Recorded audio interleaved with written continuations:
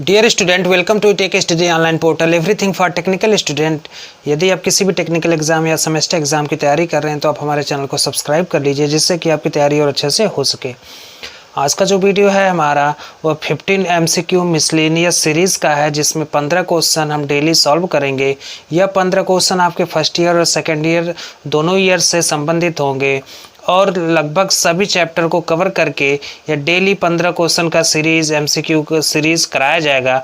तो आइए देखा जाए 15 MCQ मिसलेनियस सीरीज़ पार्ट 1 में कुछ इम्पॉर्टेंट 15 क्वेश्चन। पहला क्वेश्चन देखिए क्या कह रहा है। कह रहा है कि कंडक्टर का साइज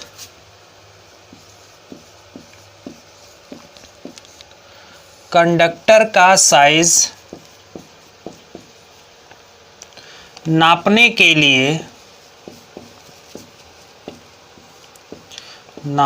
के लिए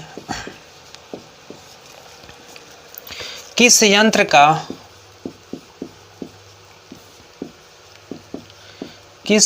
का प्रयोग करते हैं। किस यंत्र का प्रयोग करते हैं। अब ऑप्शन देखिए क्या क्या दिया है। ऑप्शन ए है वीवेल गेज,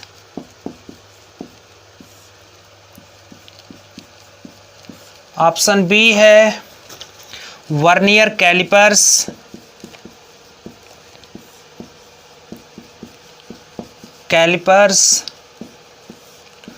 ऑप्शन सी है SWG जिसे स्टैंडर्ड वायर गेज कहते हैं, और डी है इसका डेप्थ गेज। तो सवाल देखिए क्या है, एक बार फिर से पढ़ लिया जाए। कह रहा है कि कंडक्टर का साइज नापने के लिए किस यंत्र का प्रयोग करते हैं। ये कंडक्टर यानी चालक का साइज नापने के लिए किस यंत्र का प्रयोग किया जाता है। तो चालक के साइज में हम उसका व्यास या अनुप्रस्थ क्षेत्रफल नाप सकते हैं। तो उसको नापने के लिए हम SWG का प्रयोग करते हैं, जिसे स्टैंडर्ड वायर गेज कहते हैं। यह होता है SWG। इसका जो पूरा नाम है इसको कहते हैं स्टैंडर्ड वायर गेज।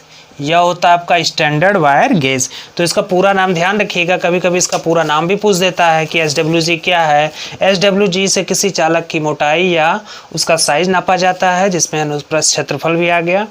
तो किसी भी कंडक्टर का साइज नापने के लिए हम SWG स्टैंडर्ड वायर गेज का प्रयोग करते हैं। सेकंड क्वेश्चन देखिए। सेकंड क्वेश्चन क्या कह रहा है कि हेक्सा ब्लेड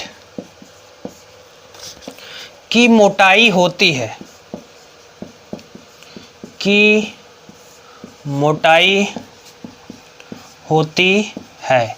ऑप्शन फर्स्ट देखिए, कह रहा है 0.4 से 0.5 mm।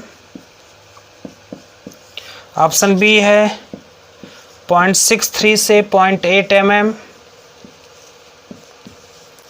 ऑप्शन सी है 1 से 1.2 mm, और डी ऑप्शन है 1.2 से 1.5 mm। कुछ इस प्रकार से इसकी मोटाई दी गई है और हमसे पूछ रहा है कि हेक्सा ब्लेड की मोटाई कितनी होगी। तो हेक्सा ब्लेड की मोटाई के लिए हमारे पास 4 ऑप्शन है। पहला ऑप्शन है 0.4 से 0.5 mm, दूसरा ऑप्शन है 0.63 से 0.8 mm, तीसरा है 1 से 1.2 mm, और चौथा है 1.2 से 1.5 mm। तो जो हेक्सा ब्लेड की मोटाई होती है वह होता है 0.63 से 0.8 mm के बराबर, यानी इसका जो बी ऑप्शन है यह सही है। थर्ड क्वेश्चन देखिए। थर्ड क्वेश्चन कह रहा है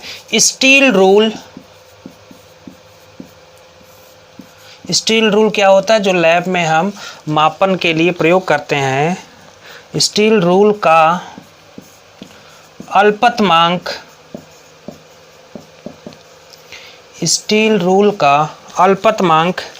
कितना होता है।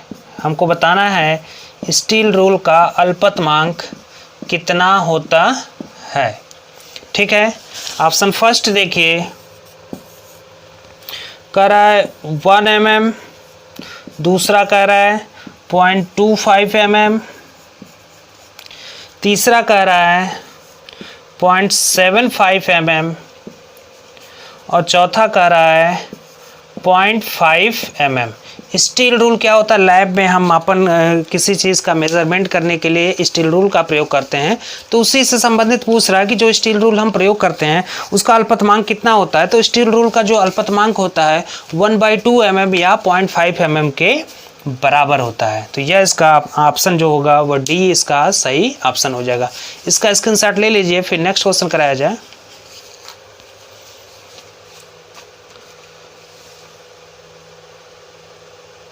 फोर्थ क्वेश्चन देखिए, थर्ड क्वेश्चन हो गया, फोर्थ क्वेश्चन देखा जाए। चौथा क्वेश्चन है, चौथा क्वेश्चन क्या कह रहा है, कह रहा है कि पेच का साइज निर्धारित किया जाता है। पेच यानी स्क्रू, पेच का साइज निर्धारित किया जाता है, किया जाता है। ठीक है, इसका ऑप्शन देख ले कौन कौन सा है ऑप्शन। ऑप्शन ए है इसका संपूर्ण लंबाई से, संपूर्ण लंबाई से। दूसरा है व्यास से। तीसरा है ए बी दोनों, ए बी दोनों। और चौथा ऑप्शन है इसका पंच के पॉइंट कोड से, पंच के पॉइंट कोड से। स्क्रू यानी पेच जो हम लोग प्रयोग करते हैं उसके बारे में बात हो रही है। तो कह रहा है कि पेच का जो साइज हम लोग लेते हैं, कैसे लेते हैं, तो पेच की साइज में हम लोग क्या करते हैं कि लंबाई तथा व्यास दोनों को कंसीडर किया जाता है। तो जो इसका सटीक आंसर होगा वह ऑप्शन सी होगा। नेक्स्ट क्वेश्चन देखिए, क्वेश्चन नंबर फिफ्थ क्या कह रहा है कि किस वस्तु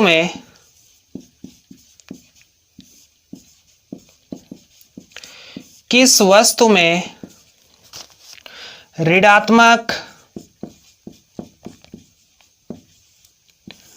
ताप गुणांक, ऋणात्मक ताप गुणांक होता है, होता है। ठीक है, ऑप्शन देखेंगे हम लोग। ऑप्शन पहला दिया है टंगस्टन, दूसरा ऑप्शन है इसका यूरेका, तीसरा ऑप्शन दिया है कार्बन और चौथा ऑप्शन दिया है नाइक्रोम। ठीक है, तो पहले टेम्परेचर कोफिशिएंट ताप गुणांक हम लोग समझेंगे। तो ताप गुणांक क्या होता है, किसी भी चालक पदार्थ के तापमान में 1 डिग्री सेंटीग्रेड परिवर्तन करने पर उसके प्रतिरोध में होने वाला परिवर्तन उसका ताप गुणांक कहलाता है। ताप गुणांक अगर धनात्मक होगा तो उसका, उस धातु का या उस मटेरियल का ताप बढ़ाएंगे तो रेजिस्टेंस बढ़ेगा। अगर ताप गुणांक ऋणात्मक होगा तो ताप बढ़ाएंगे तो उसका रेजिस्टेंस क्या होगा, कम होगा। तो कार्बन एक ऐसा है वस्तु है या ऐसा पदार्थ है जिसकी जो टेम्परेचर कोफिशिएंट है, जो ताप गुणांक है वो क्या होता है, नेगेटिव होता है। अर्थात इसको हम जितना ही गर्म करेंगे इसका प्रतिरोध क्या होगा, कम होगा। नेक्स्ट देखिए क्वेश्चन नंबर 6 क्या कह रहा है, 6 यहाँ पे न्यूमेरिकल दिया है। एक रेजिस्टेंस यह हो गया, दूसरा रेजिस्टेंस यह हो गया, तीसरा रेजिस्टेंस कुछ इस प्रकार से दिया है और चौथा रेजिस्टेंस यहाँ से ऐसे दिया है। 4 रेजिस्टेंस है। ठीक है, यहाँ पे 4 रेजिस्टेंस दिया है। यह हो गया आपका X और यह हो गया Y। यह हो गया 6 ओम, यह हो गया 24 ओम, यह हो गया आपका 6 ओम और यह हो गया 2 ओम। ठीक है, 6 ओम, 24 ओम, 6 ओम और 2 ओम के बराबर। कह रहा है कि X और Y के बीच, X और Y के बीच प्रतिरोध बताओ। X और Y के बीच प्रतिरोध क्या होगा। तुम्हारे पास ऑप्शन क्या क्या है उसको देख लिया जाए। पहला है 2 ओम, दूसरा है 3 ओम, तीसरा है 8 ओम और चौथा है 38 ओम के बराबर। ठीक है, तो क्या क्या ऑप्शन दिया, 2 ओम, 3 ओम, 8 ओम और 38 ओम के बराबर। तो दिया गया नेटवर्क कुछ इस प्रकार से है। तो आप इसको ध्यान से देखेंगे तो यह दोनों किस क्रम में है, समांतर क्रम में है। यह दोनों किस क्रम में है, समांतर क्रम में हो गया। और यह दोनों किस क्रम में है, सीरीज में है। तो अगर यह सीरीज में है तो हम क्या करें, अगर इसको हटा के यहाँ पे या इस 6 ओम को हटा के अगर इनका परिणामी निकालेंगे तो परिणामी यह कितना हो जाएगा, 8 ओम के बराबर हो जाएगा। क्योंकि सीरीज में है तो सीरीज में जितने भी रेजिस्टर जुड़े होते हैं सबका जो कुल रेजिस्टेंस होता है सबको जोड़ दिया जाता है, हमें कुल प्रतिरोध पता चल गया। तो देखिए 6 ओम, 24 और 8 ओम क्या है, समांतर क्रम में है। तो कुल जो इनका रेजिस्टेंस होगा RT इज इक्वल टू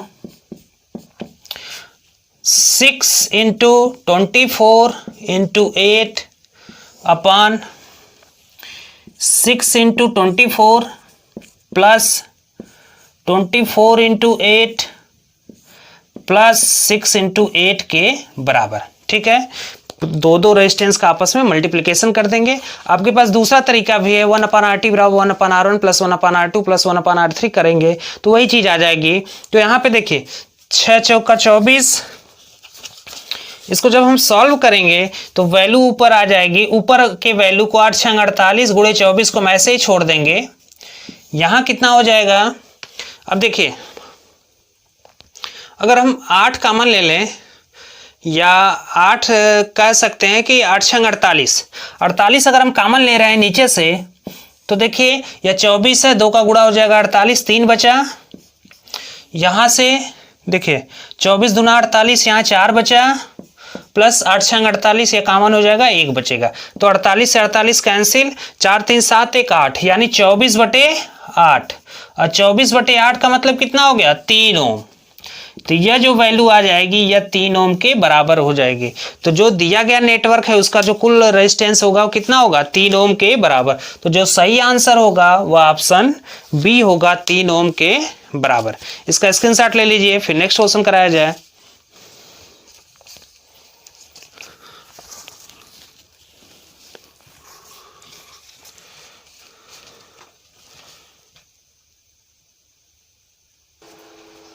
तो यह 6 क्वेश्चन हो गया। 7वां क्वेश्चन हम लोग देखेंगे। आज बहुत ही बेहतरीन आपका 15 सवाल है जिसको हम लोग सॉल्व करेंगे।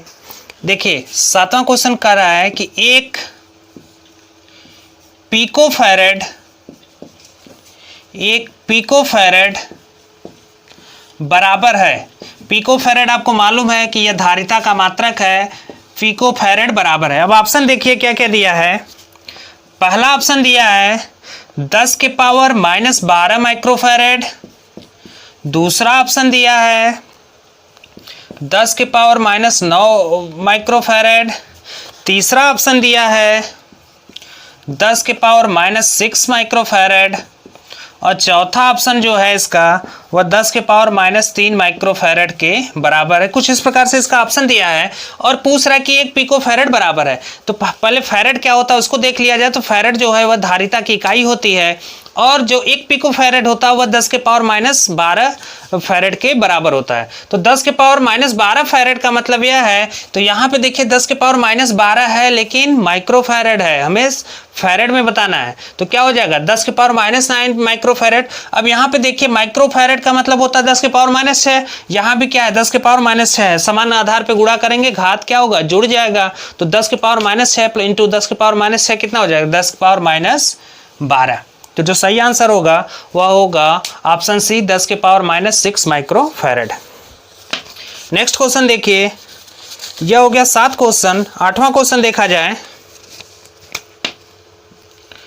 8वां क्वेश्चन क्या कह रहा है कि पावर फैक्टर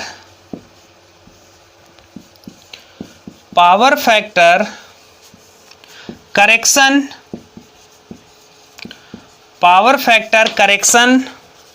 के लिए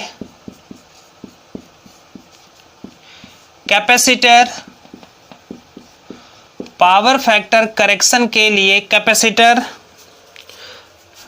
दर किया गया है। यानी कैपेसिटर की रेटिंग पूछ रहा है कि वह कैपेसिटर जिसका प्रयोग हम पावर फैक्टर इंप्रूवमेंट के लिए करते हैं उसकी जो रेटिंग होगी वह किस में होगी। पहला है किलोवाट, दूसरा है केवीए तीसरा है किलो वोल्ट और चौथा है kVAR। तो जो इसका सही आंसर होगा, पावर फैक्टर करेक्शन के लिए जो हम कैपेसिटर का प्रयोग करते हैं उसकी रेटिंग होती है kVAR के बराबर। ठीक है, नेक्स्ट क्वेश्चन देखिए, क्वेश्चन नंबर 9। यह क्या कह रहा है कि 1.5 वोल्ट और 8 एम्पीयर घंटा रेटिंग, 1.5 वोल्ट और 8 एम्पीयर घंटा रेटिंग के 4 सेल समांतर क्रम में, देखिए बहुत ही अच्छा सवाल है, इसको ध्यान से देखते रहिए। इसमें आपका फर्स्ट ईयर और सेकेंड ईयर दोनों ईयर के सेक्शन से सवाल मिलेगा, दोनों का सिलेबस है, जिसमें फर्स्ट ईयर से भी कुछ क्वेश्चन को लिया गया है, कुछ सेकेंड ईयर के भी क्वेश्चन को लिया गया है। तो इस क्वेश्चन के द्वारा एक अच्छे तरीके से आपका रिवीजन हो जाएगा, जो कि पेपर की दृष्टि से इंपॉर्टेंट है।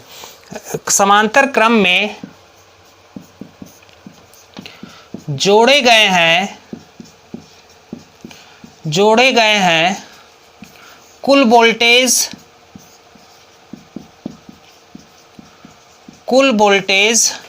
होगा।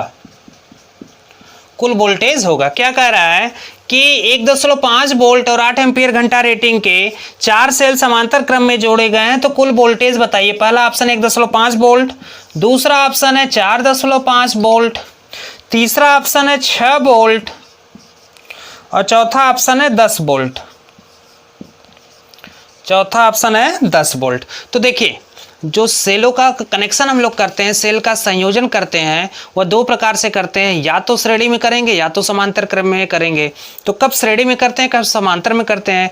जब हमें अधिक वोल्टेज की आवश्यकता होती है, कई सारे छोटे छोटे सेल हमारे साथ हैं और वहाँ पे हमें उन सेलों को इस प्रकार से जोड़ना है कि टोटल वोल्टेज बढ़ जाए, तो उस केस में हम सेलों को सीरीज में जोड़ेंगे। और जब हमारे पास छोटे छोटे कई सेल हैं और अधिक करंट रेटिंग की आवश्यकता होती है, उस स्थिति में हम सेलों को समांतर क्रम में जोड़ेंगे। और जब समांतर में जोड़ेंगे तो वोल्टेज वही रहेगा, करंट बढ़ जाएगा। जब श्रेणी में जोड़ेंगे तो करंट वही रहेगा, वोल्टेज बढ़ जाएगा। तो यहाँ पे देखिए, 1.5 वोल्ट और 8 एम्पीयर घंटा रेटिंग के 4 सेल अगर समांतर क्रम में जोड़े गए तो कुल वोल्टेज क्या होगा? चूंकि समांतर क्रम में है तो समांतर क्रम में आप ऐसे समझ सकते हैं, कई सारे रजिस्टर को जब आप पैरेलल में जोड़ते हैं तो वोल्टेज ड्रॉप वही रहता है, धारा अलग अलग होती है। ठीक है, लेकिन अगर उन्हीं को आप श्रेणी क्रम में जोड़ेंगे तो धारा वही होगा, वोल्टेज अलग अलग होगा। तो यह किसके बराबर हो जाएगा? यह होगा आपका 1.5 वोल्ट के बराबर। तो आपका वोल्टेज नहीं बदलेगा, वोल्टेज समांतर में वही रहेगा। ठीक है, बदलेगा क्या? Current rating. अगर यहाँ पे करंट रेटिंग पूछता तो एक सेल का करंट रेटिंग क्या है? 8 एम्पीयर घंटा। तो 4 सेल का कितना हो जाएगा? 8 चौका 32 एम्पीयर घंटा के बराबर। इसका स्क्रीनशॉट ले लीजिए, फिर आगे क्वेश्चन कराया जाए।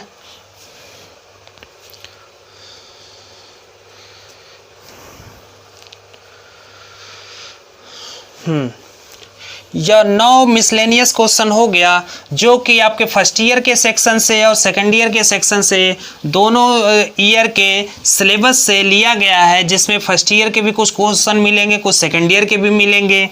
तो इसके द्वारा एक अच्छे तरीके से आपके पूरा जो सिलेबस है, चाहे फर्स्ट ईयर का हो चाहे सेकंड ईयर का हो, आप अच्छे से रिवीजन कर सकते हैं। अगला क्वेश्चन देखिए, 10वां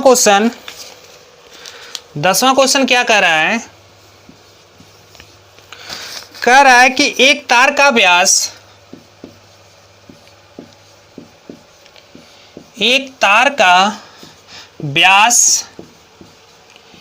1 मिलीमीटर है।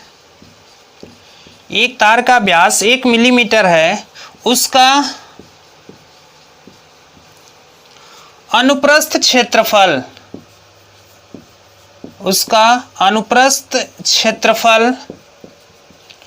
क्या होगा? ठीक है, एक तार का व्यास दे दिया 1 मिलीमीटर है, उसका अनुप्रस्थ क्षेत्रफल क्या होगा? ऑप्शन देखिए, पहला ऑप्शन है 1 mm², दूसरा ऑप्शन है 0.87 mm², तीसरा ऑप्शन है 1 सेंटीमीटर स्क्वायर और चौथा ऑप्शन है 0.78 mm²। ठीक है, कुछ इस प्रकार से क्वेश्चन दिया है। तो क्वेश्चन को, जो भी क्वेश्चन आ रहा है चाहे किसी भी सब्जेक्ट का आ रहा है, तो आप क्वेश्चन को एक बार पहले 10 सेकंड का समय निकाल कर उसको अच्छे से पढ़िए। ये उसको आप अच्छे से पढ़ लेंगे तो यह चीज़ें पता चल जाएगी कि हमें पूछ क्या रहा है और इसके बारे में हम क्या जानते हैं, उसके पीछे कौन सा कॉन्सेप्ट लगाएं, कौन सा लॉजिक लगाएं कि सही आंसर हमें पता चल जाए। तो यहाँ पे देखिए, एक तार का व्यास 1 mm है, उसका अनुप्रस्थ क्षेत्रफल क्या होगा। तो जो अनुप्रस्थ क्षेत्रफल होता है वह होता है, देखिए इसको कैसे सॉल्व करेंगे। अनुप्रस्थ क्षेत्रफल जो होता है वह होता है a बराबर पाई आर स्क्वायर, आर क्या है रेडियस, लेकिन यहाँ पे हमें व्यास पता है तो रेडियस को क्या लिखेंगे d/2, और d/2 का स्क्वायर करेंगे तो हो जाएगा पाई d²/4, पाई d²/4। तो पाई d²/4, पाई का मान कितना है 3.14/4, और डी स्क्वायर कितना है 1 mm, 1 का स्क्वायर हो जाएगा। तो जब इसको सॉल्व करेंगे तो यह आ जाएगा 0.78 mm स्क्वायर। ठीक है, तो इसका जो सही आंसर होगा वह ऑप्शन डी होगा, 0.78 mm स्क्वायर। ठीक है, आगे देखिए,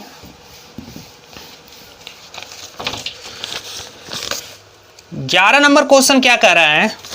11 नंबर कह रहा है कि जब ट्रांसफार्मर पर, अब देखिए ट्रांसफार्मर से सवाल है, जब ट्रांसफार्मर पर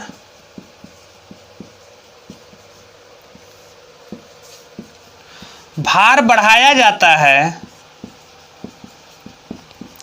जब ट्रांसफार्मर पर भार बढ़ाया जाता है तो भंवर धारा,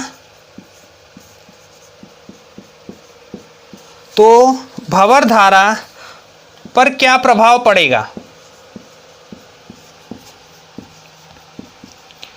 क्या प्रभाव पड़ेगा। ठीक है, एक ट्रांसफार्मर जिसमें हम लोड बढ़ा रहे हैं, ठीक है, भार बढ़ाने का मतलब उस पर हम लोड बढ़ा रहे हैं, यानी करंट रेटिंग क्या है बढ़ गई।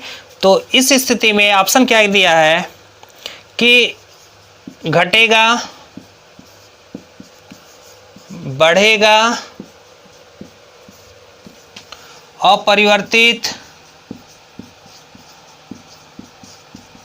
अपरिवर्तित, और चौथा है आधी हो जाएगी, चौथा है आधी हो जाएगी।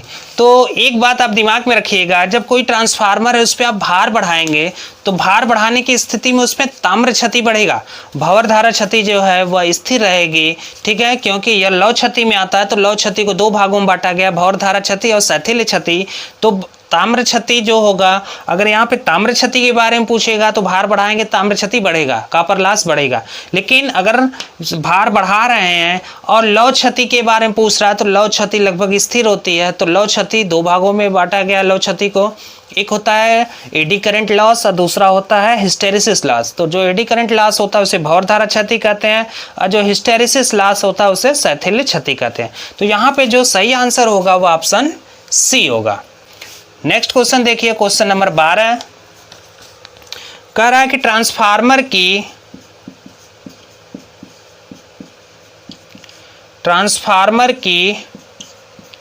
रेटिंग होती है, यह भी इंपॉर्टेंट सवाल है, ट्रांसफार्मर की रेटिंग होती है। ऑप्शन ए देखिए kilowatt, option B KVA, option C kWh, और ऑप्शन डी है आपका kVAR। तो जो ट्रांसफार्मर की रेटिंग होती है वह केवीए में होती है, जिसे किलो वोल्ट एम्पियर कहते हैं। तो यह हो जाएगा आपका ऑप्शन 20 का सही आंसर हो जाएगा। स्क्रीनशॉट ले लीजिए, फिर नेक्स्ट क्वेश्चन कराया जाए।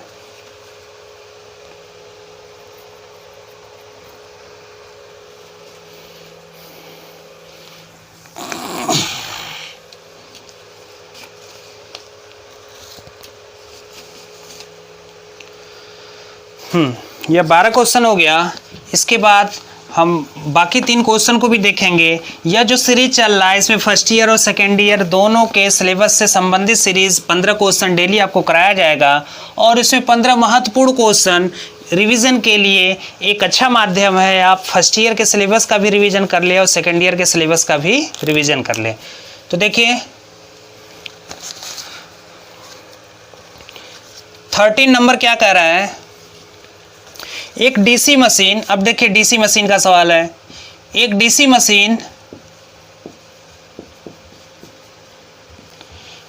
मशीन का आर्मेचर प्रतिरोध, एक डीसी मशीन का आर्मेचर प्रतिरोध है, ठीक है। अब ऑप्शन देखेंगे हम लोग क्या क्या दिया है। पहला ऑप्शन दिया है 750 से 1000 ओम। दूसरा ऑप्शन दिया है 500 से 750 ओम। तीसरा ऑप्शन दिया है 10 से 50 ओम। और चौथा ऑप्शन दिया है 0.1 से 1 ओम। तो एक डीसी मशीन का आर्मेचर प्रतिरोध है। तो डीसी मशीन आपका क्या है कि डीसी मशीन एक प्रकार की युक्ति है जो मशीन जो रसायन आपका यांत्रिक ऊर्जा को विद्युत ऊर्जा में या विद्युत ऊर्जा को यांत्रिक ऊर्जा में परिवर्तित कर सकता है। तो डीसी मशीन में एक भाग होता है आर्मेचर। आर्मेचर का रेजिस्टेंस क्या होगा, तो आर्मेचर जो बना होता है वो लेमिनेटेड सिलिकॉन स्टील की पत्तियों को आपस में काउंटर संक स्क्रू के द्वारा जोड़कर तैयार किया जाता है। तो आर्मेचर का जो रेजिस्टेंस है कितना होगा, तो वह 1 ओम से कम होता है। जो आर्मेचर का रेजिस्टेंस होता है वह 1 ओम से कम होता है। और इसका रेजिस्टेंस कम रखने का फ़ायदा यह है कि जैसे ही आर्मेचर से करंट गुजरेगी, अगर रेजिस्टेंस इसका अधिक होगा तो वहाँ पे वोल्टेज ड्रॉप क्या होगा, अधिक होगा, अधिक लॉसेस होगी। तो यानी जो मशीन की या मोटर की जो एफिशिएंसी है वो क्या हो जाएगी, कम हो जाएगी। नेक्स्ट क्वेश्चन देखिए 14 नंबर कह रहा है कि compound DC motor, compound DC generator का उपयोग है। कंपाउंड यानी यौगिक डीसी जनरेटर का उपयोग है। अब ऑप्शन देखिए क्या क्या दिया है। पहला ऑप्शन दिया है इलेक्ट्रोप्लेटिंग।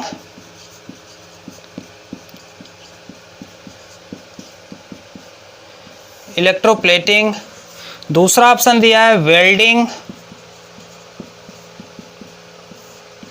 तीसरा ऑप्शन दिया है स्ट्रीट लाइट। और जो चौथा ऑप्शन है रेलवे। चौथा ऑप्शन जो है रेलवे। तो जो आपका यहाँ पे देखिए कंपाउंड डीसी जनरेटर है, तो कंपाउंड डीसी जनरेटर का उपयोग हम लोग इलेक्ट्रोप्लेटिंग पर्पस से करते हैं। कंपाउंड डीसी जनरेटर का उपयोग इलेक्ट्रोप्लेटिंग के पर्पस से करते हैं। लास्ट क्वेश्चन देखिए क्वेश्चन नंबर 15 कह रहा है कि BIS के अनुसार, BIS क्या होता है, bureau of Indian standard. BIS के अनुसार सीरीज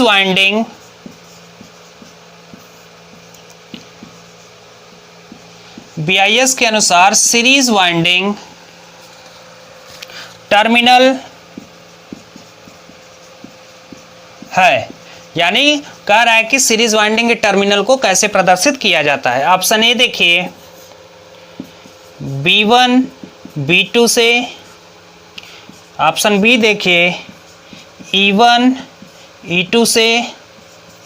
ऑप्शन सी देखिए D1 D2 से। और लास्ट ऑप्शन है F1 F2 से। तो देखिए जो सीरीज वाइंडिंग के टर्मिनल होते हैं उसको हम D1 D2 से, जो मानक बना है, जो सीरीज वाइंडिंग के 2 टर्मिनल होंगे तो जो दोनों टर्मिनल होता है उसको D1 और D2 से प्रदर्शित करते हैं मानक के अनुसार। यह हो गया आपका 15 miscellaneous MCQ question from the first year and second year दोनों के सिलेबस से यह 15 क्वेश्चन तैयार किया गया है। इसका डेली आपको एक सेट मिलता रहेगा। इसके माध्यम से आप पीछे क्या पढ़ चुके हैं या करंट में अभी क्या पढ़ रहे हैं, उससे क्या क्वेश्चन उठ सकता है, उसको यहाँ पे डेली सॉल्व कराया जाएगा। तो इसका स्क्रीनशॉट ले लीजिए।